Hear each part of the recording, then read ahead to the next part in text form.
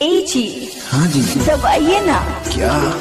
Subscribe के लाल button और साथ में घंटी का बटन भी तो कर लीजिए ना। क्या करना है? बोला बोला छठी मैया की। हे छठी मैया पूरा होते कहिया, सुना छे आंगन वाला ललनवा कहिया होतई, ललनवा कहिया होतई, कहिया होतई। हे छठी मैया पूरा होते कहिया, सुना छे आंगन वाला ललनवा कहिया होतई, ललनवा कहिया होतई। डीजे गुड्डू राज। बोला बोला छठी मैया की। कैसे के कहीं दुखबा केहू न बुझे छठी माई है,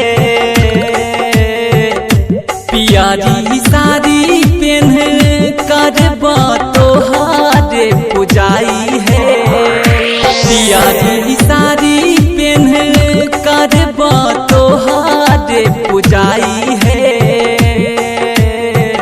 कैसे के कहीं दुखबा केहू न बुझे छठी माई है,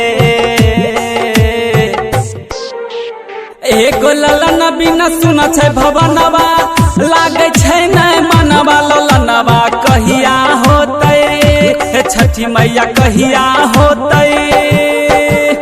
एगो ललन बिना सुन छै भवनवा, लागे छै नै मनवा, ललनवा कहिया होतै, हे छठी मैया कहिया होतै। डीजे गुड्डू राज। बोला बोला छठी मैया की। गौतम मधुआर जे रहना करै छ पुकार हे, बबलू नरहनिया दीपक दे तो यहाँ रग हर साल है,